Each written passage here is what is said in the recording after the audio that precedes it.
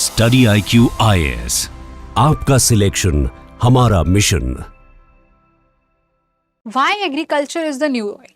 आप भी इस टॉपिक को देख करके थोड़े से हैरान होंगे कि ये टॉपिक ऐसा क्यों है, एग्रीकल्चर को हम ऑयल से क्यों कंपेयर कर रहे हैं। जैसे कि हम अभी तक और हम हमेशा से ही न्यूज़ सुनते आए हैं कि ऑयल के रिजर्व कम हो रहे हैं, फॉसिल फ्यूल्स कम हो रहे हैं, आपके जो जियो पॉलिटिक्स है वो सिर्फ ऑयल के अराउंड रिवॉल्व करती है। Inflation, forex reserve, everything revolves around the oil. Agriculture जो है एक नया ऑयल की तरह दिखाई दे रहा है, ऑयल की तरीके से उभर कर आ रहा है। जो प्रॉब्लम्स ऑयल के सेक्टर में होती थी आज हमें विजिबली उस तरीके की मैं नहीं कहूंगी, but there are lot of problem with agriculture जो फ्यूचर में जियो पॉलिटिक्स को बहुत ज़्यादा इम्पैक्ट कर सकता है। आज के इस वीडियो में हम जानेंगे कि क्यों हम इसको कंपेयर कर रहे हैं। And remember one thing, this topic is very very essential for your agriculture optional as well as GS3। GS3 के लिए तो ये बहुत ज़्यादा इंपॉर्टेंट है, तो प्लीज़ एंड तक देखिएगा ताकि हम इसके सारे कंसेप्ट को, सारी चीज़ों को अच्छे से समझ सकें। Stay tuned and watch till last. आपको पता ही होगा कि इस बार जो ब्रिक्स की जो समिट है वो इंडिया में होने वाली है और उसकी थीम जो है वो रखी गई है building for resilience, innovation, corporation and sustainability. ये थीम इसकी रखी गई। ब्रिक्स का एक्सपेंशन भी हुआ है जिसके अंदर कई मेंबर्स को ऐड किया गया है, वो हम अभी देखेंगे। तो हम इस ब्रिक्स समिट का अदर फैक्टर्स पे ना बात करते हुए हम बात करेंगे आज सिर्फ एग्रीकल्चर की, कि कैसे एग्रीकल्चर एक बहुत बड़ा इम्पैक्टिंग फैक्टर हो सकता है। हियर लुक, पहले हम मेंबर्स देख लेते हैं। तो ब्रिक्स के जो फुल मेंबर है, फुल टर्म मेंबर्स हैं, वो है ब्राज़ील, रसिया, इंडिया, चाइना, साउथ अफ्रीका। ये अर्लियर मेंबर है। उसके बाद आपका इजिप्ट हो गया, Ethiopia, Iran, Saudi Arabia, UAE and Indonesia. In members को बाद में ऐड किया गया है। इस साल की जो पार्टनर कंट्रीज़ हैं वो हैं आपकी Belarus, Bolivia, Cuba, Kazakhstan, Malaysia, Nigeria, Thailand, Uganda, Uzbekistan and Vietnam. These are the partner countries. तो आपके प्रीलिम्स में ये क्वेश्चन पूछे जा सकते हैं क्योंकि इस बार ये समिट हमारे यहाँ हो रही है। तो आप अगर किसी और एग्जाम को भी टारगेट कर रहे हैं तो वहां पर भी ये क्वेश्चन आपसे पूछे जा सकते हैं। अब एग्रीकल्चर क्यों एक बहुत बड़ा सब्जेक्ट हो सकता है इस ब्रिक्स समिट के लिए। तो देखो, सबसे पहले तो जो इसकी पार्टनर कंट्रीज है they represent approximately half of the world population और टोटल GDP 40% है। और ये countries 1/4 of the global trade में कंट्रीब्यूट करती हैं और जो मर्केंटाइज एक्सपोर्ट है वो है US से $1.7 ट्रिलियन। तो इतना ज़्यादा कंट्रीब्यूशन, और ये जो मैंने आपको जो ये ट्रेड बताया है ये स्पेसिफिकली एग्रीकल्चर सेक्टर में, तो इतना ज़्यादा होल्ड कर रहे हैं। नियरली हम अप्रॉक्सीमेटली हम हाफ ऑफ द GDP जो है होल्ड कर रहे हैं, सारी कंट्रीज मिलकर के, ब्रिक्स कंट्रीज जो है। तो एग्रीकल्चर एक बहुत बड़ा इम्पैक्टिंग फैक्टर है क्योंकि अगर ऑयल आपकी फ्यूल सिक्योरिटी, आपकी मोबिलिटी को इंश्योर कर रहा है तो एग्रीकल्चर आपकी फूड सिक्योरिटी को इंश्योर कर रहा है। और अगर फूड ही सिक्योर नहीं है तो what will we do with the oil mobility, हम क्या करेंगे उसका। अगर मेरी पॉपुलेशन ही भूखमरी से मर जाएगी, अगर मैं अपनी पॉपुलेशन के लिए रिक्वायर्ड फूड ही अवेलेबल नहीं करवा पाऊंगी तो how can be a country self sustain, कैसे वो डेवलप होगी, कैसे ग्रो कर पाएगी। तो एग्रीकल्चर एक बहुत बड़ा इम्पैक्टिंग फैक्टर हो सकता है क्योंकि अब हम एग्रीकल्चर सेक्टर के अंदर बहुत सारे इश्यूज देख रहे हैं, बहुत सारी प्रॉब्लम देख रहे हैं। अगर एग्रीकल्चर में थोड़ा सा प्रोडक्शन में इम्पैक्ट होता है तो वो सीधा इन्फ्लेशन, फार्मर, कंज्यूमर, एक नहीं हर एक सेक्टर के पर्सन को इम्पैक्ट करता है क्योंकि एग्रीकल्चर एक ऐसी कमोडिटी देता है आपको जो मोस्ट ऑफ द इंडस्ट्रीज में, चाहे आप कहीं भी देख लीजिए, वहां पर अगर रॉ मटेरियल आ रहा है तो इट इज डायरेक्टली और indirectly related from the agriculture sector. कहीं पर क्रॉप से रिलेटेड आपका रेसिड्यू होगा, कहीं पर रॉ मटेरियल होगा, कहीं पे हॉर्टिकल्चर सेक्टर, कहीं पर आपका फॉरेस्ट्री से होगा, seafood and many more things. Even जो ड्राइव्ड प्रोडक्ट्स भी हम यूज कर रहे हैं जैसे अगार हो गया, तो that will come from the seafood, तो वो भी एक एग्रीकल्चर का ही, एग्रीकल्चर एंड अलाइड सेक्टर, वहीं से आ रहा है वो चीज। ठीक है, तो ये एक बहुत बड़ा इंपैक्टिंग फैक्टर हो सकता है and it will impact all the sector through out. सिर्फ फूड सिक्योरिटी नहीं, एग्रीकल्चर हमारा फूड और न्यूट्रिशनल सिक्योरिटी भी इंश्योर करता है, ये हमारा ट्रेड भी इंश्योर करता है। अगर एग्रीकल्चर के अंदर ट्रेड का नुकसान हुआ या कोई भी इशू हुआ, कोई भी जियोपॉलिटिकल इशू हुआ, then there will be a direct impact on the consumer as well as the farmers. So agriculture complement within the BRICS. तो यहाँ पर अगर हम थोड़ा सा देखें कि जो हमारी ब्रिक्स कंट्रीज हैं वो क्या क्या कंट्रीब्यूशन दे रही है एग्रीकल्चर को, तो यहाँ पर जैसे ब्राजील है, सोयाबीन एक्सपोर्ट सबसे ज्यादा हो रहा है, sugar export, meet export. Russia जो है एक मेजर ग्रेन एक्सपोर्टर है। अगर रशिया से ग्रेन एक्सपोर्ट होना बंद हो जाए तो बहुत सारी कंट्रीज के अंदर फूड सिक्योरिटी के इशू हो जाए, लोगों को खाने के लिए दाने भी नहीं मिलेंगे। और सबसे बड़ी बात है फर्टिलाइजर सप्लायर है। आज मेरा एग्रीकल्चर सेक्टर हेवीली डिपेंड करता है आपका फर्टिलाइजर के ऊपर। अगर इसके ही शॉर्टेज हो गई देन यू कैन लुक कि मेरा प्रोडक्शन कितना ज्यादा डाउन चला जाएगा। India rice export, marine product में we are the first, spices, buffalo meat and diverse small holder farmers जो है आज हमारा प्रोड्यूस जो आ रहा है, जितना भी स्मॉल होल्डर फार्मर्स है वो सब हम एक्सपोर्ट कर रहे हैं। चाइना लार्ज फूड इंपोर्टर है, सबसे ज़्यादा कंट्रीब्यूट करता है फूड इंपोर्ट के अंदर। और फूड प्रोसेसर भी, जितना प्रोसेस्ड फूड आ रहा है वो भी यहीं से आपका आ रहा है, ठीक है। इसके साथ साथ जो मेंबर कंट्रीज हैं, other member countries हैं, they are contributing a lot through logistic, finance, food security investment like UAE and Saudi Arabia, Egypt and Ethiopia। क्योंकि UAE और सऊदी अरेबिया के अंदर ना एग्रीकल्चर बहुत ज़्यादा वेल डेवलप नहीं है, दे नीड फूड, तो वो अपने पास इम्पोर्ट कराते हैं, ठीक है, but they provide logistic, finance and food security investment. ये फूड प्रोसेसिंग कंपनीज के अंदर इन्वेस्ट कर रहे हैं दूसरी कंट्रीज के अंदर। Egypt and Ethiopia African food system market का एक बहुत बड़ा पार्ट है। इंडोनेशिया पाम ऑयल का काफ़ी बड़ा एक्सपोर्टर है। फिशरीज एंड ट्रॉपिकल एग्रीकल्चर, जितने भी ट्रॉपिकल फूड्स आ रहे हैं मेजरली आपके इंडोनेशिया के थ्रू आ रहे हैं। सो ये कंट्रीज जो है एग्रीकल्चर सेक्टर में बहुत ज़्यादा कंट्रीब्यूट करती है। अगर इसके अंदर डिस्टर्बेंस होता है then there will be definitely a food security issue throughout the world, not just in 1 or 2 country but throughout the world. Egypt and Ethiopia जो कि अफ्रीकन फूड सिस्टम को, मार्केट को dominate कर रहे हैं, कि वहां पर जितने भी प्रोड्यूस है because of the Egypt and Ethiopia, अगर कुछ गड़बड़ हुई तो people will suffer and face food security issues. अब स्ट्रेटेजिकली अगर देखा जाए तो इस फूड चेन के अंदर या फूड, फर्टिलाइजर, एनर्जी या लॉजिस्टिक्स के अंदर किसी भी तरीके का इंपैक्ट हुआ तो मेरे फार्मर्स की इनकम सीधा इंपैक्ट होगी, फूड प्राइसेस बढ़ जाएंगे, इन्फ्लेशन होंगे, कंज्यूमर जो कंज्यूम कर रहा है उसके ऊपर इंपैक्ट पड़ेंगे, साथ के साथ फूड सिक्योरिटी, एक ऐसा तबका होगा पॉपुलेशन को जिसको खाने के लिए चीजें नहीं मिलेगी, एंड पॉलिटिकल स्टेबिलिटी पर भी बहुत बड़ा इशू आएगा, and there will be a huge impact on the geopolitical issues. तो ये सब चीजें हो सकती हैं। अब हम एग्रीकल्चर का देखते हैं कि एग्रीकल्चर पे ये सब चीजें किस तरीके से इंपैक्ट डालने वाली, क्या इश्यूज हैं मेरे एग्रीकल्चर सेक्टर के साथ। तो before moving on with that मैं आपको बताना चाहूंगी कि हमारा एग्रीकल्चर ऑप्शनल का बैच जो है वो फ्रेश बैच 15 जून से शुरू होने वाला है। तो अगर आप अभी भी वेट कर रहे हैं कि मुझे कोर्स लेना है, नहीं लेना है, मुझे प्रिपरेशन करनी चाहिए, नहीं करनी चाहिए, then you are wasting your time completely. आप पूरी तरीके से अपना टाइम बर्बाद कर रहे हैं, क्योंकि ये बहुत हाई टाइम है जब आपने, अगर आप 2027 को टारगेट कर रहे हो तो आपने अपने ऑप्शनल की तैयारी शुरू कर देनी चाहिए, because if not now then not. क्योंकि ऑप्शनल एक ऐसा सब्जेक्ट है ना जिसको 6 महीने लग जाते हैं, तो शुरू के 6 महीने में अपने ऑप्शनल एसे एंड एथिक्स पूरा करके रखिए, बाद में अपना जीएस में लग जाइए जो प्रीलिम स्पेसिफिक टॉपिक है, तो उसके बाद आपको स्ट्रेस नहीं रहता है ऑप्शनल का, तो पहले ऑप्शनल तैयार कीजिए। तो हमारा जो फ्रेश बैच है वो 15 जून से स्टार्ट हो रहा है। ध्यान रखिए लिमिटेड सीट है।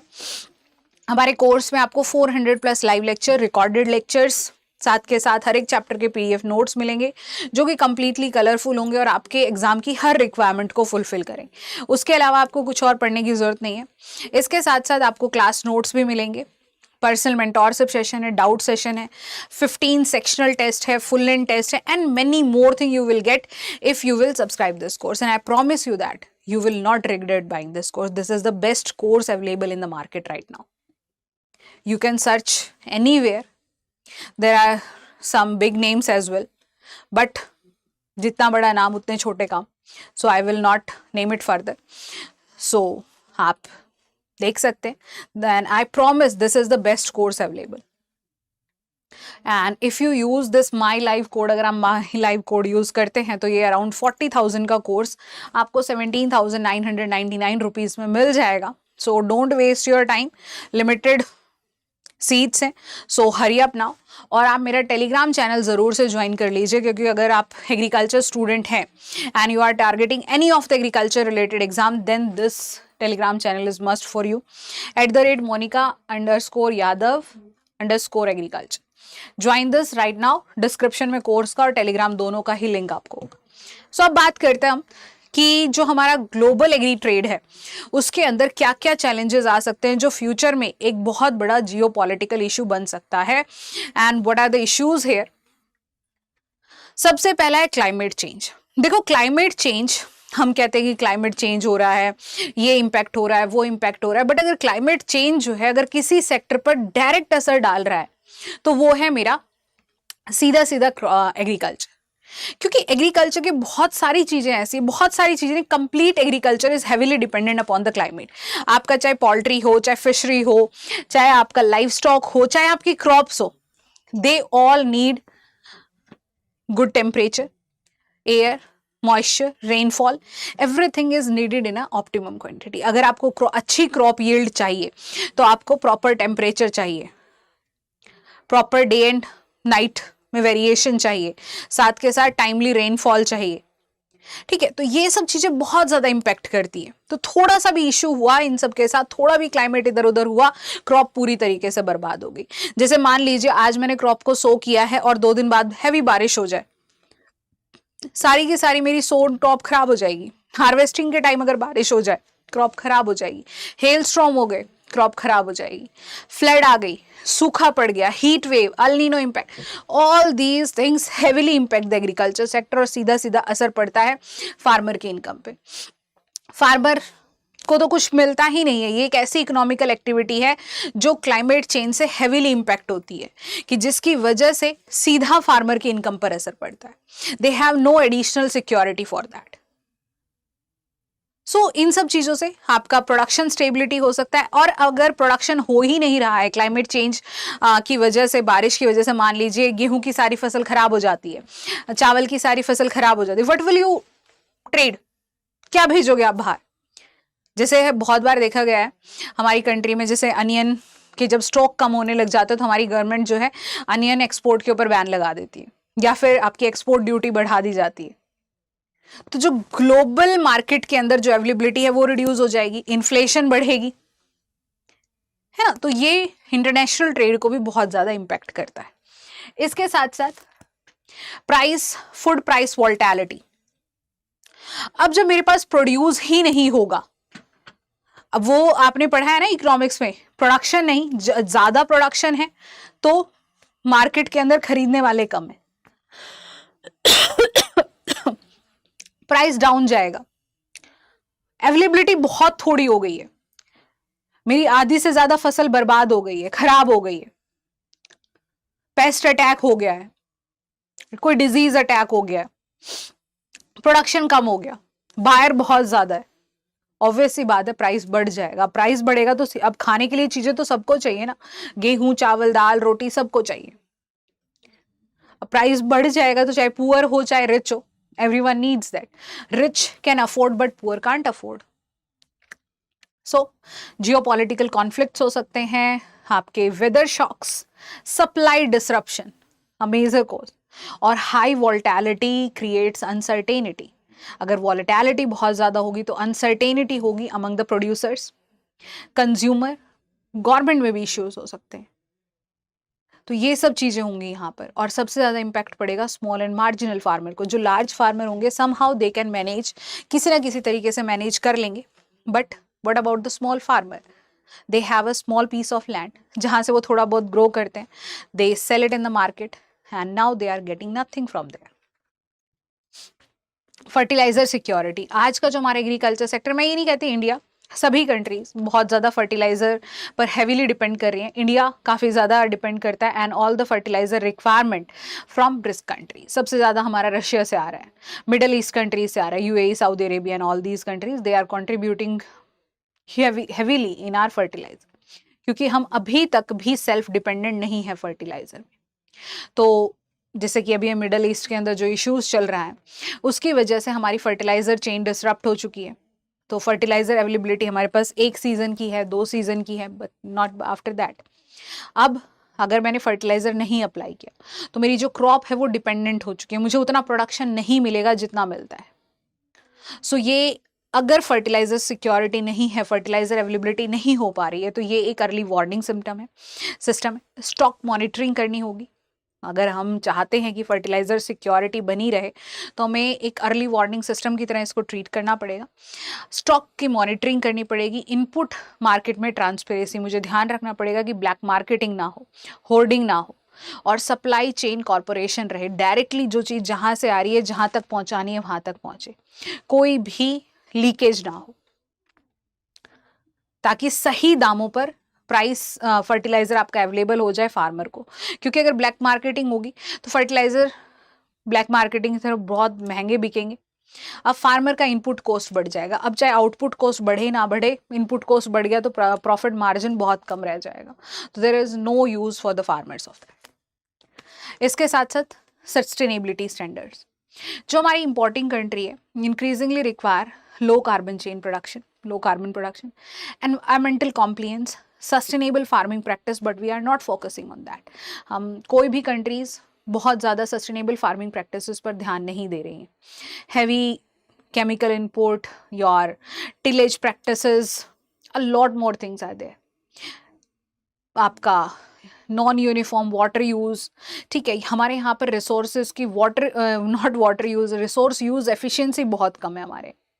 तो जब तक रिसोर्स यूज़ एफिशिएंसी को हम नहीं बढ़ाएंगे, हमारा इनपुट कॉस्ट नहीं घटेगा, इनपुट कॉस्ट नहीं घटेगा तो मेरा प्रॉफिट मार्जिन नहीं घटेगा। ठीक है, अब यहाँ पर अगर हम ये सब चीज़ें फार्मर्स पर लगाते हैं, लाइक दीज स्टैंडर्ड्स, अगर हम ये चीज़ें पुट करते हैं तो फार्मर्स आज के टाइम में इनको अप्लाई नहीं कर रहे हैं, they are not taking it that. So these non tariffs for the farmers are not prepared for that. तो हमें हमारे एग्रीकल्चर सिस्टम को पहले सस्टेनेबल बनाना पड़ेगा, रिजिलियंट बनाना पड़ेगा, then we can put these measures on that. इसके बाद है डिजिटल ट्रेसेबिलिटी। अब जो मॉडर्न एग्री ट्रेड है, इसके अंदर हमारी जो फार्म टू फॉक की ट्रेसिंग बहुत ज़्यादा इंपॉर्टेंट हो जाती है, क्योंकि मुझे नहीं पता किस लॉट के अंदर कौन सा पेस्टिसाइड, कौन से केमिकल्स यूज़ किए जा रहे हैं और वो कहाँ से कहाँ जा रहे हैं। अगर किसी के अंदर थोड़ा सा इश्यू होता है, किसी एक के अंदर एक प्रोडक्ट, जस्ट इमेजिन कि उसके अंदर कोई कार्सिनोजेनिक प्रोडक्ट है ग्रेप्स के अंदर, तो कहाँ से कहाँ गया है, अगर मुझे वो लॉट वापस करना पड़ा तो how can I do that. तो डिजिटल ट्रेसेबिलिटी बहुत ज़्यादा इंपॉर्टेंट रह गई है।